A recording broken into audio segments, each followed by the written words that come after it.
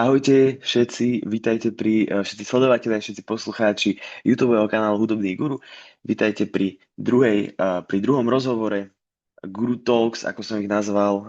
Dnes tu som s obrovským vynikajúcim hostom Adamom The World, Adamom Svetom, ktorému veľmi nedávno vyšiel šiestý album, alebo piatý to je. To asi Ja ty vôbec budeš lepšie neviem povedať. koľky. Ja som to rátal a myslím, že to bol piatý, ak to Počkaj. dobre rátam. Je tam ten Piaty. Piaty, áno. piaty.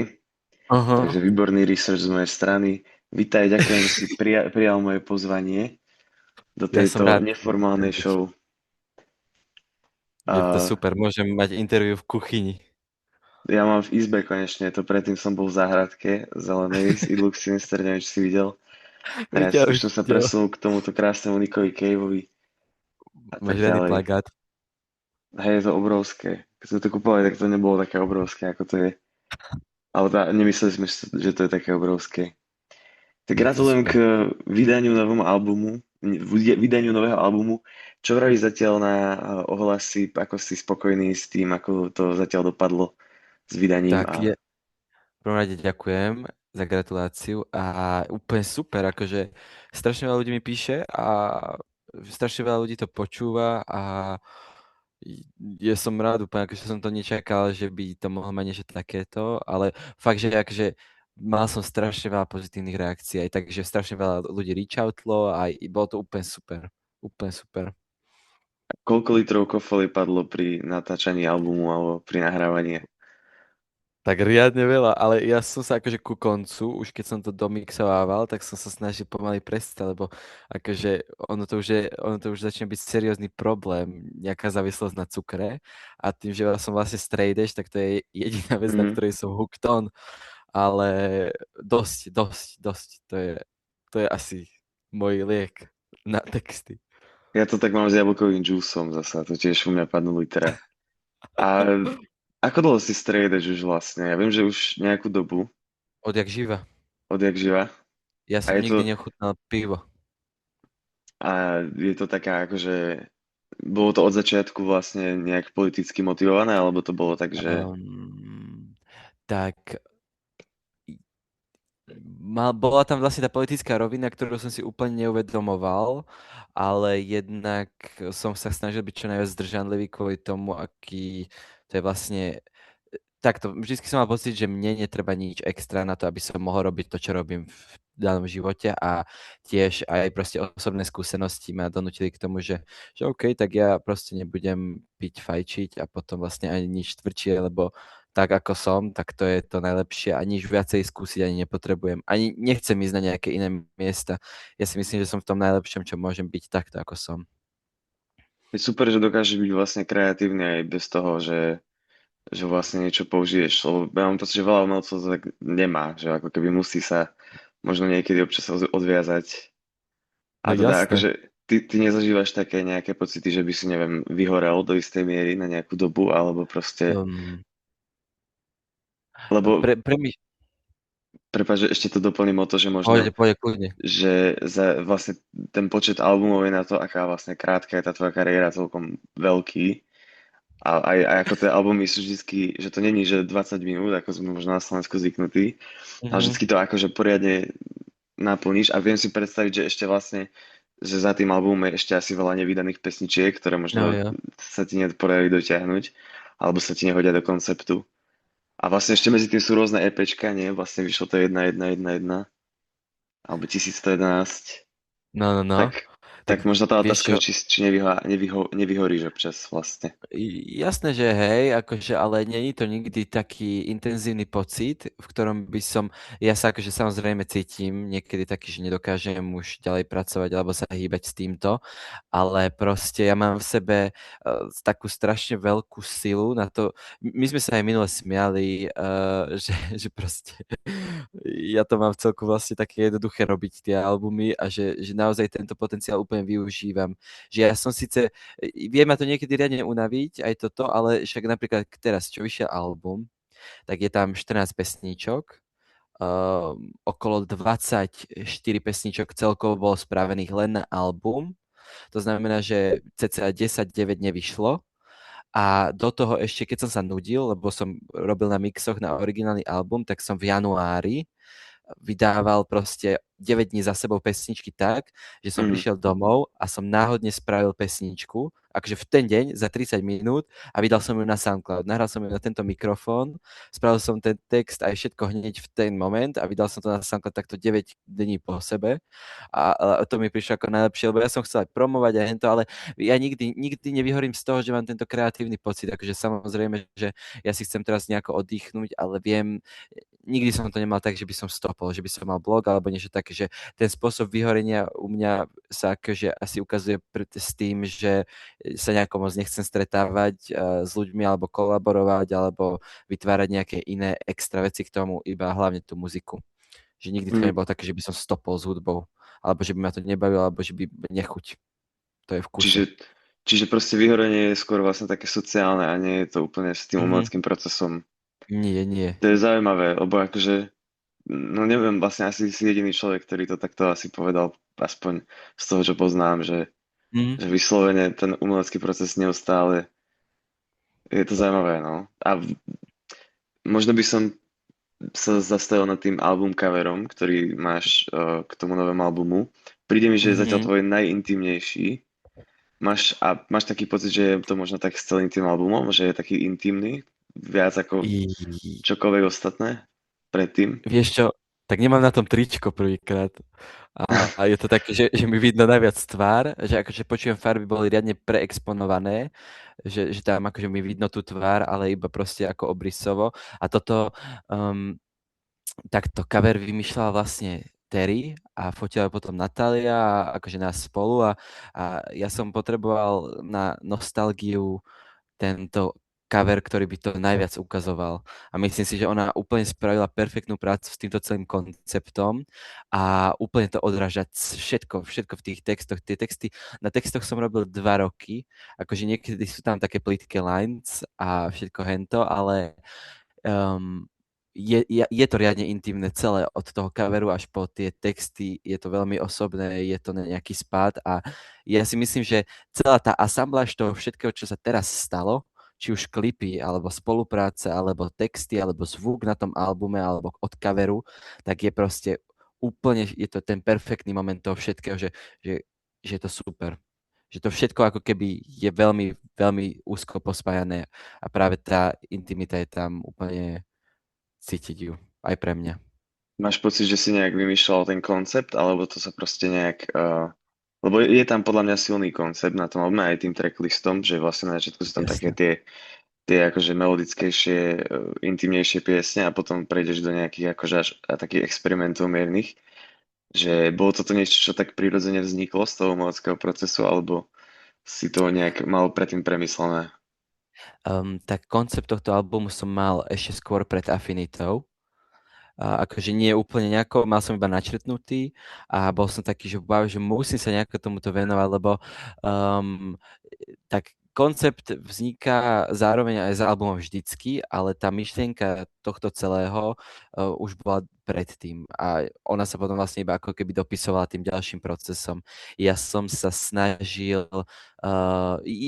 podľa mňa preto je to viacej osobné, napríklad Affinita pri porovnaní je taká viacej emočná, lebo proste sa stali emočné veci, tak som rýchlo spravil pesničky a vyšlo to úplne perfektne, je to proste taký zlúk experimentov a hen toho tohto, ale toto je práca, na ktorej som si naozaj dával záležať celý čas ja sám a naozaj som robil potichu a je tam prepojenie všetko to, čo ma trápilo, či už od nejakého, ja som na storkách písal, že to je vlastne to prepojenie verejného s osobným, to, čo by vlastne mali robiť punkové kapely a to si myslím, že som robil, lebo vlastne ja píšem o láske a potom tam píšem vlastne o Palestíne a potom tam píšem Mhm. o všetkých týchto veciach, že to som potreboval nejako ukázať a už pred ceca rokom a pol, keď som začal, alebo 2 rokmi, keď som začal s týmto celým, tak som vedel, že práve nostalgia je to lepidlo pre toto verejné, osobné. To bola vlastne, perfektne si mi nahral, lebo to bola moja ďalšia otázka, presne taká na toto, že verejné a osobné, alebo politické a osobné, že Mhm. vlastne môžeš nejak možno elaborovať, že kde ty nachádzaš ten prienik, alebo že prečo si myslíš, že by to mali robiť punkové kapely?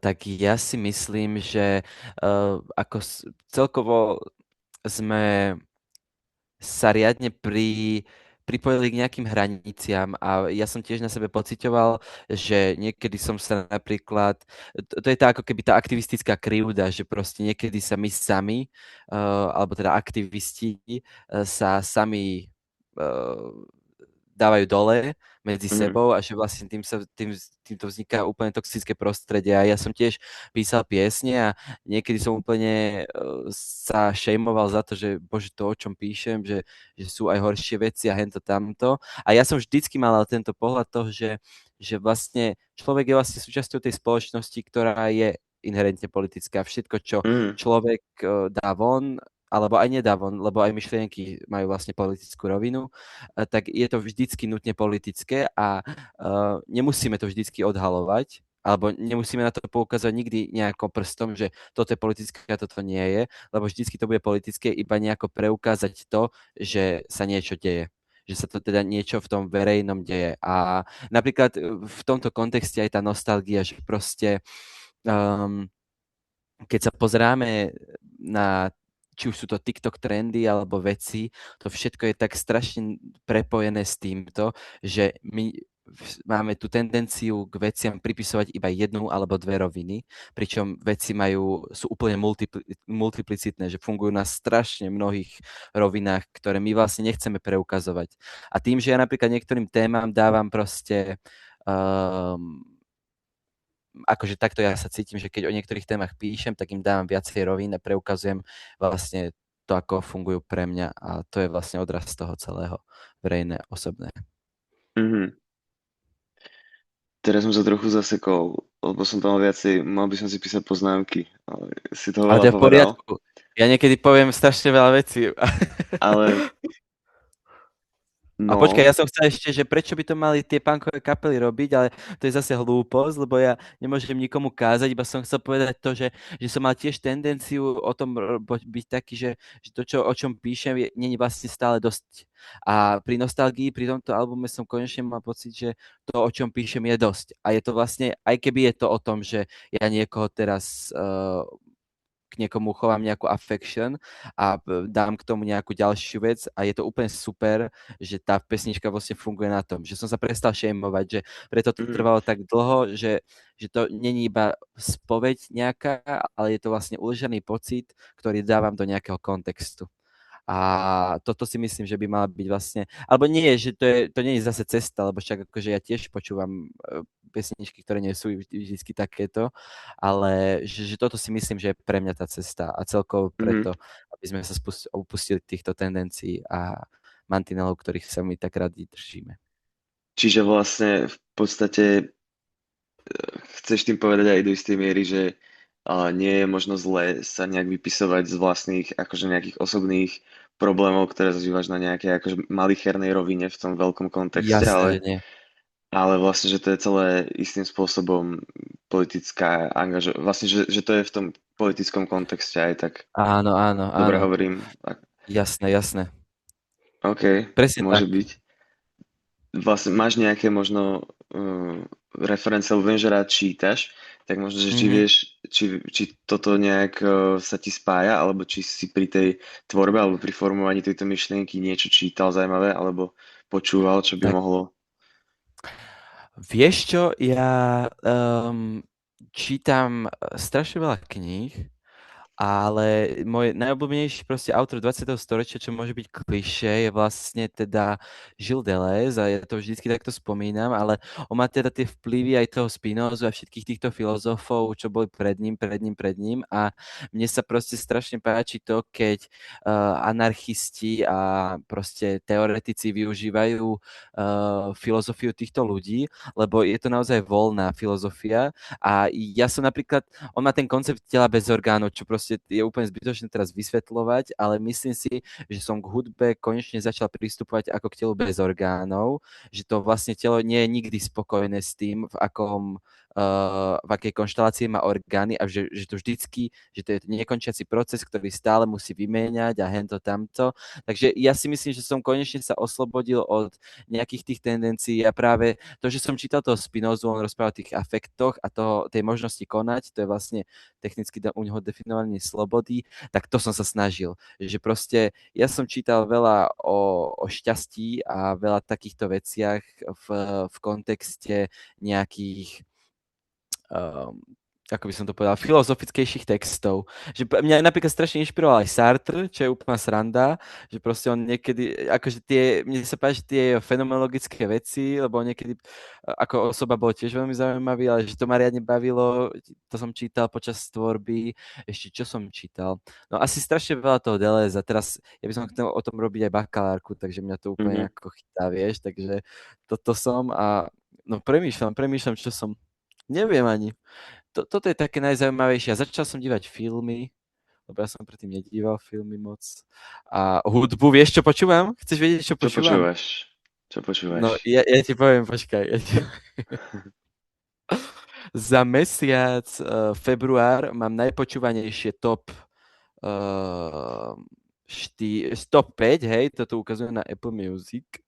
Uh, tak to tu mám, za február je prvý Drake, druhý je Adam the World, tretí je Dominik Fike, štvrtá je Amelie Siba a piatý je Astral Kid. Astral Hit. Je to nejaká guilty pleasure, alebo si vyslovene, že fanúšik toho, čo robí do nejakej miery? Vieš čo, mňa aj napríklad ten Drake, mňa strašne No. začala inšpirovať taká... U Drakea je to v tým, že proste je to naozaj plochá hudba. Ako keby v niečom. A nechcem nejako súdiť hudbu, ale tak on už je na tom leveli, že proste robí tú hudbu naozaj pre úplne už inakší dôvod, než len nejakú expresiu a je to na tom cítiť. Pre mňa je to na tom cítiť a to ma úplne strašne inšpiruje, že čo, akože on môže byť hrozný človek, môže robiť on hrozné veci, on môže vraviť strašne nepekné veci v tých pesničkách a je hlúposť, že ja vlastne ako keby týmto môjim ekonomickým rozhodnutím, že mu dávam streamy, to nejako podporujem, ale mňa strašne inšpiruje spôsob, akým on k tomu celému pristupuje a čo z toho vzniká. Že je to Mhm. veľmi taký zaujímavý proces, úplne odlišný od toho môjho. A úplne inakší level, než to, čo poznáme všetci. A mňa to tak úplne strašne, že ja niektoré pesničky ani nepoznám po texte, iba si ho proste púšťam na šafli a Mm. počúvam, že čo ešte, čo tam povie, čo príde, že je to 7. pesnička, tie isté hi-hats, ten istý klep, tá istá 808, ten istý autotune Áno. a je to, ja neviem prečo, ale úplne super. A u Astrala sa mi páči to, že je cítiť na ňom, že je producent aj rapper toho celého. Že proste, že Mhm. aj keď niekedy povie hlúposť alebo niečo také, ale je to strašne počuť, že on má k tej hudbe aj v tomto bode, že proste je cítiť, že on si robil tie kompozičné veci a produkcie a všetko toto, že má nad tým nadhľad, lebo vie, ako to funguje a to sa Mhm. mi páči. No možno pri tom Drakeovi sa pozastavím trochu. Tam Kľudne. mne presne tento pocit mi vyvolal ten album Some Sexy Songs for You, alebo tak nejak sa volá ten najnovší, čo vlastne sa stalo No, no, no. potom beefe s Kendrickom a presne ako vravíš, že to je vlastne už nejaká ako meta toho, že ten človek v podstate prešiel, ten umelecký proces pre neho už znamená akože niečo ďalej ako vôbec nejaký, že už No neviem, či sa to jasné. vôbec dá nazývať umeleckým procesom. A on vlastne vôbec nereflektuje veci, ktoré sa mu dejú v živote, alebo ich reflektuje možno len nejak akože tak povrchne, že ako keby ani nebol toho súčasť, že je to až Presne, taká, presne. že on sa až dostane do takého ako nejako, ako to povedať, akože nejakej um, ako Nadpriestor.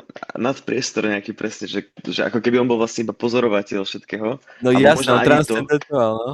Transcendoval totálne. z hudby. A to je akože, je to napríklad tam na tých Some Sexy Songs, vieš, je to proste, tam je strašne veľa takých zlých pesničok, že proste aj cíti, že ten mix je trošku mimo, aj že proste je to tak, ale čo ja viem, je to proste s niečím strašne, strašne zaujímavé a strašne Mm. inšpiratívne pre mňa to celé. Že on ako keby robí hudbu už ani nie preto, že chce robiť hudbu, že vlastne už to je ako nejaký zvyk skoro. Možno. Neviem, Presne, presne. je to fakt zvláštne. A viem, že si aj maloval niekedy a maluješ ešte? Vieš čo, nemalujem, mal by som začať, ale čarbal som dosť a k albumu som teraz spravil časopis, takže snažím sa znovu navrátiť k týmto mojim grafickým nejakým zručnostiam a potom eventuálne možno začať znovu s malbou, lebo to je fakt akože vec, ktorá mi strašne chýba a ja potrebujem tiež niečo, kde nebudem hodnotený. Lebo tak hudbu dávam von a proste keď som maloval obrázky, tak som sa cítil najviac safe, lebo na to mi nemal čo kto povedať a potrebujem aj také médium, že ktoré Mhm. vlastne nebudem musieť nikde dávať, A iba stres. berieš si k srdcu, keď si nahodnotený, ako pri hudbe, že máš taký, akože máš to v tej hlave, keď tvoríš? No nie, Alebo... nemám, lebo keď tvorím alebo aj keď spievam, tak je to vždycky proste silná emócia pre mňa, ale v hodnotený zmysle myslím akože perceived, akože Mhm. vnímaný, že Jasné, proste akože ľuďmi celkovo, áno, čo to že počujú. vlastne v momente, keď ja niečo dávam vonka, tak akože to si myslím, že je koniec umeleckého procesu. Že umelecký proces končí tým, že to niekto uvidí. Niekto iný okrem mňa. Aj keby jedna, dve osoby, tak vždycky je to ukončený umelecký proces v tom bode, keď to niekto iný uvidí. A keď to dávam vonka, tak ja sa vždycky cítim tak, alebo nie len, už aj keď vojdem do miestnosti, už aj keď vojdem na koncert alebo niečo také, tak všetci máme ten pocit toho, že sme nejakým spôsobom vnímaní a teraz nevravím, že by som bol slávny alebo niečo také, ale že vždycky, keď dáme kúsok tej hudby von, tak si všetci robia názor. A názor môže Mhm. byť aj to, že to niekoho nezaujíma. Alebo názor môže byť to, že sa nepáči. Alebo aj to páči. Ale proste je to pre mňa ako keby taká záťaž až v momente, keď je to vonku. Ale je to istým spôsobom záťaž, lebo ja som úplne človek, ktorý nemá rád úplne veľa očí na sebe. Že ja si Mhm. úplne neužívam pozornosť do takej miery ako iní ľudia. Snažíš sa možno, snažíš sa možno za niečo skryť v hudbe? Alebo celkovo v Jasné. umení? To je taká veľmi otvorená otázka asi, čo mi tak Mm, napadá. takto, v umení sa nesnažím, podľa mňa, akože takto, ja spievam, že sa skrývam rád za slova, lebo moja tendencia je, že si strašne veľa vecí racionalizujem pre samého seba, však ja poznám všetky tieto cool slovíčka, ktoré označujú Mhm. všetko možné na A čítaš svete. veľa filozofie, hej, hej. A Koncepty úplne, rôzne. áno, som jak Tony Soprano, že ja sa vlastne Mhm. nesnažím liečiť samého seba, iba sa ospravedlniť. A, a, ale skôr tak, že keď robím hudbu, tak sa snažím dať čo najviac sám seba von, ale potom, keď už je tam tá druhá časť, končí umelecký proces, dávam to vonka, tak sa skôr ja snažím skryť za tú hudbu, alebo za to umenie celkovo. Že proste Mhm. v umení sa neskrývam pred ničím, lebo na pesničke poviem všetko, čo si myslím. Prestal som name dropovať, lebo to mi povedali kamoši, že to není dobré, lebo ja mám niekedy silné emócie voči ľuďom a není to úplne niekedy dobré, lebo to sú iba myšlienky. Takže prestal som name dropovať uh, ale keď už je to vonku, tak ja chcem, aby to skôr bolo vidieť než mňa. Ja nemám rád Mhm. tie pekné veci, ja nemám rád pekné klipy, ja nemám rád, keď ma vidno. Ja mám rád, Mne, keď ma počuť. máš rád, keď ťa počuť. No a toto je možno, mi tam napadlo vlastne pri tom počúvaní, že mne ako taká, um, možno taká ako trošku ochrana alebo obrana, alebo Mhm. taký pancier pôsobí, keď veľa používaš hi-hats, alebo keď používaš 808s, že vlastne je to úplný kontrast oproti tej krehkosti toho všetkého. Že možno, že to aj vychádza z toho Drakea, mám pocit dokonca, ale uh, že možno, či to v tom nejak vnímaš, tento kontrast, a že či to Vieš je čo, niečo akože je to zaujímavý znamené. fenomén, lebo minule som sa presne rozprával o tom, že keď sa pozrieš na zloženie albumu, tak to funguje tak, že na niektorých pesničkách je basa úplne preexponovaná, Mhm, že úplne bere tie veci a na niektorých pesničkách není vôbec. presne Napríklad, že tak. na tej pesničke s Vankušom není basa vôbec, zatiaľ čo napríklad na prvý rok v polke je tá basa tak, že bere celý celý ten range. A ja som to mixoval, strašne mi dlho trvalo mixovať to tak, aby to nepíkovalo, ale zároveň bralo všetku tú hudbu. Že tam je proste iba cez tie maličké časti, kedy tam není tá 808 silná, takže iba počuješ, že tam je nejaký background, ale potom to zoberie vždycky všetko. Až potom v tej Mhm. ďalšej časti kde vlastne nie je ani basa, ani perkusia, ani nič, iba to vlastne ten synťák, tak je tam vlastne ako keby... Ja si myslím, že sa často skrývam a táto basa a hi-hatka mi to úplne som nebolo také, hi-hatky vždycky pridávam podľa pocitu, ale túto basu som sa snažil tak spraviť, lebo aj na ILKS spievam, že v klube zase není basa a to Mhm. Mhm. proste tiež má niečo vysvetľovať, že aj napríklad na Navždy vďačný je v prvej polke tá basa strašne silná, potom je tam ten bridge pekný a potom zase tá basa príde, že ona tam tak akože pohlcuje niečo a to pre mňa vlastne odrážalo strašne veľa vecí. Proste tá 808 je tak strašne zaujímavý zvuk a tak strašne úzky zvuk, ktorý opisuje strašne veľa. Že proste opisuje celú tú SoundCloud dobu pre mňa, opisuje tie začiatky, opisuje nejaké egotripy, opisuje všetko, čo to cíti, tú moc, tú silu, to všetko je tam. A potom, keď odíde, tak sa snažím byť viacej intimnejší. A keď je tam Mhm. tá basa, tak sa viacej cítim, lebo ma niečo drží. To je ako keď máš playback, vieš? Že to, Mhm. to je pre mňa 808, že ma není počuť. Ale je. Spomínal si možno ten rap. Mhm. Aj vlastne máš tam takú repovú časť, ktorá je podľa mňa akože taká jedna z takých ako emočných a možno čo sa týka toho otvorenia alebo nejakého akože nejakej ideológie toho albumu, tak mi to príde ako jeden z takých tých možno najzásadnejších momentov vlastne liricky. Jo. A vlastne ty si stále súčasť kolektívu Window of Creativity, Mhm. WOC. A čo sa týka možno Vriltona a takých tých repovejších zákutí tohto labelu, funguje to ešte nejak, alebo plánuje vlastne ostatný vydávať niečo? Alebo Tak ja k ostatným sa úplne nemôžem vyjadriť, že čo to mi oni je jasné, plánujú.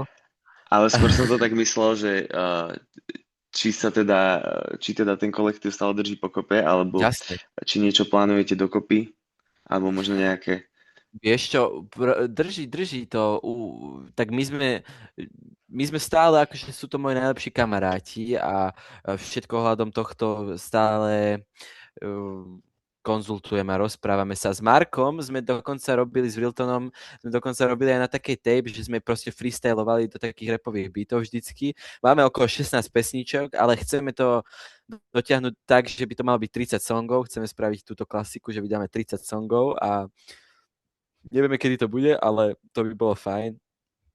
A e, tak ja úplne nemám o sebe ten pocit, že by som vedel repovať, Mhm. ale skúšam to. Ja určite nie som skilled v tomto a myslím si, že takto moja prednosť je oveľa viacej spievanie ako nejaký rap, lebo mne niekedy príde aj môj hlas otravný v tomto, že proste mne to niekedy vadí. Aj proste viem sa chytiť, ale mi to proste príde tak, že úplne normálne, že proste takýchto reperov už tu je strašne veľa. Ale snažím sa, niekedy to vie úplne pomôcť tomu. A ako VOC fungujeme stále, že stretávame sa, však aj koncerty hrávame spolu s chalanmi. Každý máme vlastne k tej tvorbe úplne inakší prístup a to je na tomto.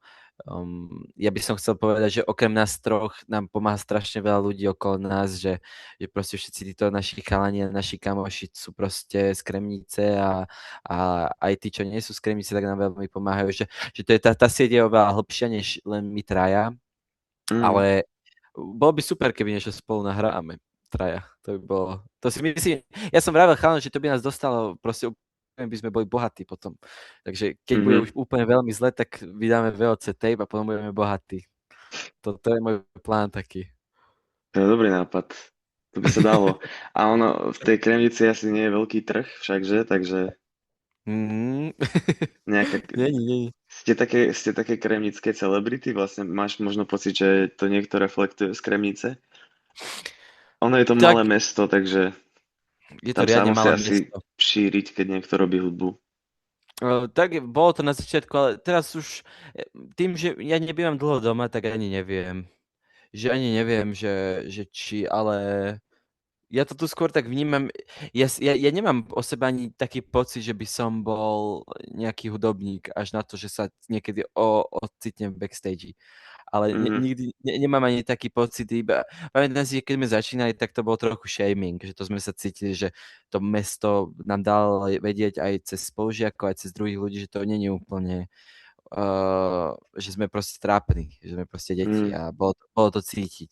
Ale teraz už asi nie, vieš, tak to sa úplne nedá, už sa to úplne nedá, lebo myslím si, že či už sme to ja, Vánkuš, Sámo, Marko, tak proste sme najúspešnější z tohto maličkého mesta a bolo tu Mhm. veľa hudobných projektov. Takže je to, čo sa týka tohto, tak si myslím, že už sa o tom v Kremnici ani nedá debatovať. A je z niečo z Kremnice, čo ti príde akože dôležité, alebo nie je dôležité, ale možno zaujímavé, ako v nejakom, um, či hudobne myslím, či ti príde niečo z týchto, lebo si vral, že teda je tam veľa hudobných projektov, alebo bolo, tak iba, že či Mhm. je niečo vypichnúť, alebo sú to väčšinou také nezaujímavé veci. Nie, tak to je generická hudba vždycky. OK. Ale akože pre niekoho môžem byť aj ja, ale toto, čo sa v Kremnici deje, nepoznám tu ani ďalších hudobníkov, nejako po mene, ani potom. Viem, že v okolí teraz Žiaru nad Hronom vzniká strašne veľa reperov a to je blízko Mhm. Kremnice, takže je to tu tak pospojené, ale zatiaľ úplne nemám nejaký pocit takýto, že by to bolo nejako, všetci ešte musia niekam prísť. A No ja, jasné. No a teraz už vlastne, ale teda si spomínal, že už nie si veľa doma, si teraz v Česku, ak sa nemýlim však, v Mhm, Prahe. mhm, A určite reflektuješ tú českú scénu. Vieš, že možno mhm. nejak uh,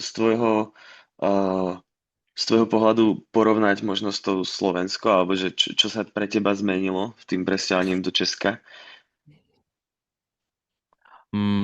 Ja Alebo sa možno len ako to vnímaš, ako také. Ja takto, že ja vždycky sklznem do takého hodnotenia, čo sa snažím vlastne ako tomu vyvarovať. Ja napríklad mám strašne veľmi rád uh, veľa českých umelcov. Vieš, či už to je proste Amelie Siba, alebo proste však aj Hot House boli úplne super a keď sa tak na to pozerám, vzniká veľmi fajn hudba v Čechách, akože vzniká takto. Vzniká aj hrozná hudba v Čechách.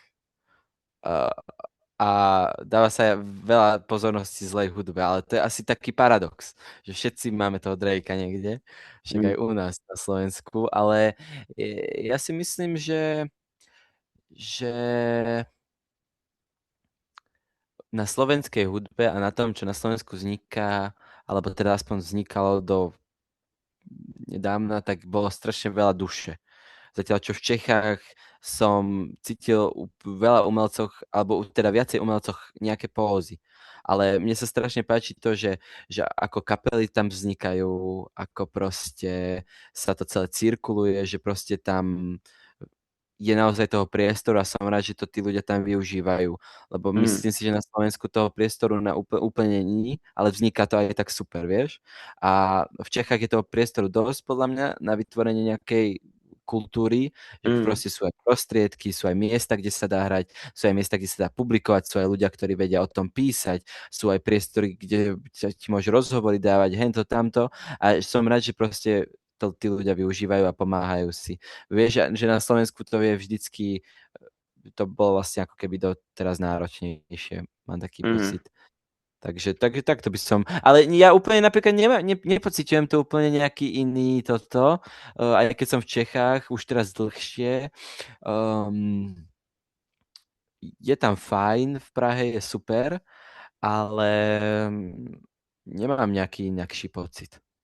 mm. A ako Ja ale možno, takže no, vnímaš sa nejak ako súčasť niečoho väčšieho?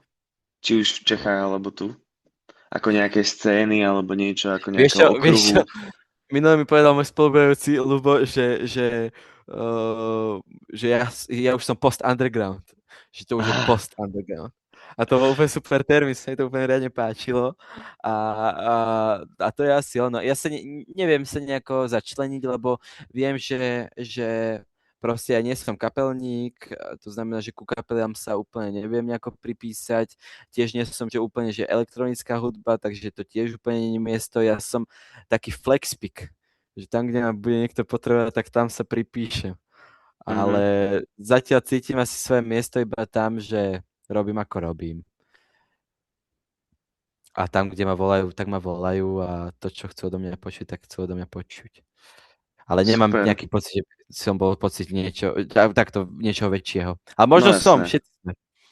Však ono vlastne, ja sa možno ešte krátko vrátim, ja som písal taký ten trošku mierne kontroverzný článok o Digicore, kde som to vlastne tak v podstate zaradil a Jasné. bolo na to strašne veľa vtedy akože negatívnych reakcií a ja to úplne chápem spätne a vlastne aj vtedy som A, to chápal, že vlastne ono ťažko je takto, alebo napríklad mal som rozhovor s Black Country Road a im som mhm, akože tiež povedal, že som ich vlastne zaradil do nejakej scény a čo ako ich zaraďuje každý do tej takej tej windmill a že vlastne tí mhm, umelci vždycky sa tak ako keď si povedia, že a že vlastne oni povedali, že my absolútne nechápeme, že prečo nás zaraďujú vlastne k Black Midi a k Squidu, že proste to sú všetko kapely z úplne iných miest, že my s nimi nemáme hej, skoro nič spoločné a že sme v tom klube, podľa ktorého sa to celé volá, že Windmill, že sme hrali s nimi tak trikrát, že proste to není vôbec také zásadné, ale vlastne sa z toho stal hej, taký celo akože novinársky movement, že ono často sú to tie mudrovačky také redukujúce, no možno, ale hej, ja vlastne, viem,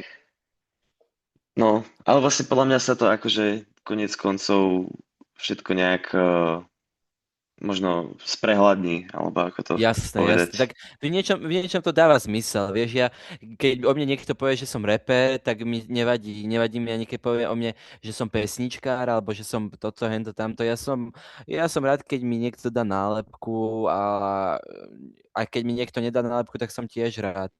Ja sa úplne nepovažujem za niečo také, rád o sebe hovorím, že som pesničkár, to znie tak viacej cool, Mm, ale nevadí mi to. Ja si myslím, že je to v pohode. V pohode je to, ako to nazývajú, veď tie slova máme na to, aby sme si pomohli a ten čas slúži na to, aby sme proste tie slova zlepšovali.